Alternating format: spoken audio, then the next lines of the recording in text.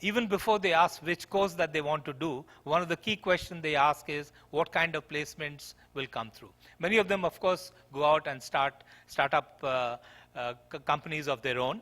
But I think that numbers is still small, but going forward, that's going to grow. And what we are trying to work through in our campus is to say, rather than being employment seeker, you need to start going out and become an employment giver. So even if one graduate kind of employs 10 to 15 people, I think the entire landscape could change significantly. The other thing which we have done innovatively in this country is, in addition to the standard BTech Computer Science and Engineering programs with the domain specialization, we have started 2 programs which are called Tech Law programs. Never ever in India they have been tried. So these are 6-year programs where they do a BTech combined with an LLB. So the first program is a BTech in Computer Science, and the LLB honors with specialization in cyber laws. Because traditionally, lawyers became lawyers because they wanted to run away from science and maths, and people who wanted to run away from the art subjects actually took science and maths. So if you go to a lawyer today, he only understands law, doesn't understand technology. And if you go to a technologist, he doesn't understand any law, or she doesn't understand any law.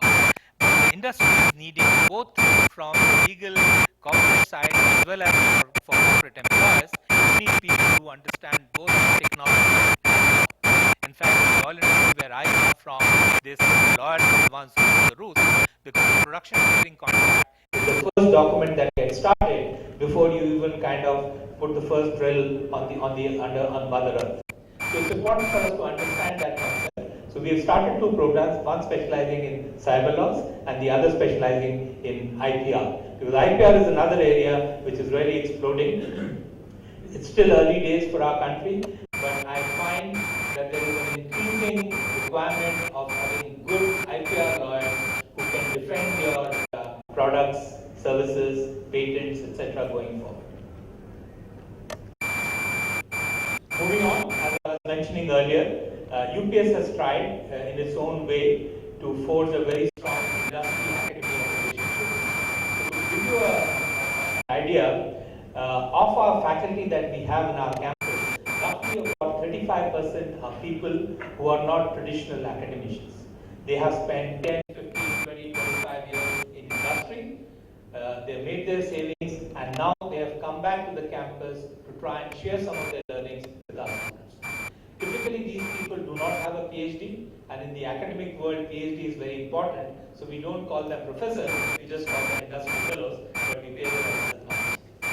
So that's a group that has really helped in building the engagement with our students so that they are picking up things which are relevant from an industry perspective.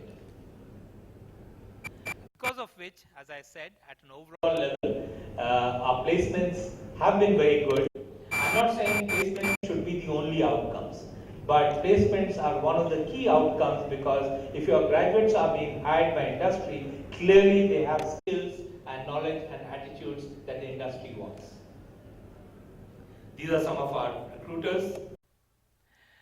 The other thing which we do, of course, which most other universities also do, is to ensure that our students go for summer internships. A lot of these internships are paid, and many of our students actually work on live projects while they're doing their summer internships, and many of those summer internship programs then get converted to their minor and major projects that they do in their final years. These are some of the companies who hire our students for the summer internships.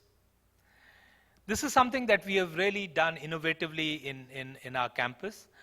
Those of you who are familiar, BITS Pilani used to have that Practice School 1 and Practice School 2, where 6 months their professors used to spend time in the industry, and the final year students used to go and spend 6 months there. That process is kind of faded away in some sense of form, because earlier BITS used to have access to all the Birla companies for doing this event, but now their numbers have also gone up, so that Practice School 1, Practice School 2, as was practiced in the past, is kind of petering off in a way.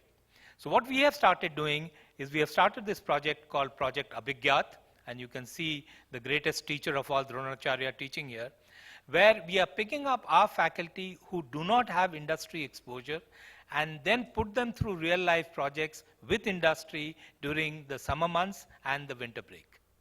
And a lot of industry have come forward and have accepted our faculty as part of their process. Many of them work on live projects, or many of them come back and do projects that they started off during their internships.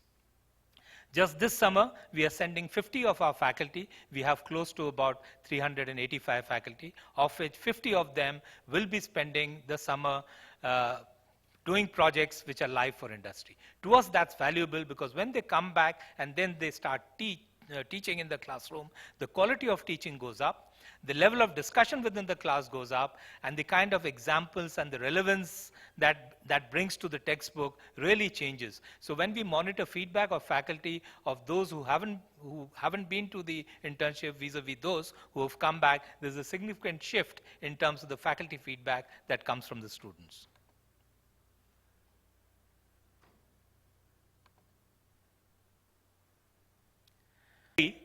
That outsourcing as part of the IT industry is almost kind of a sunset industry.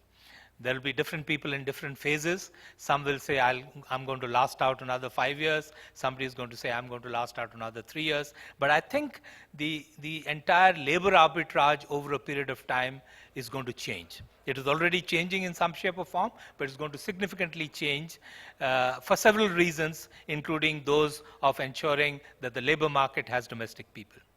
I think going forward, as you're all familiar, the issue would be which are those companies who are able to come out and deliver products of their own.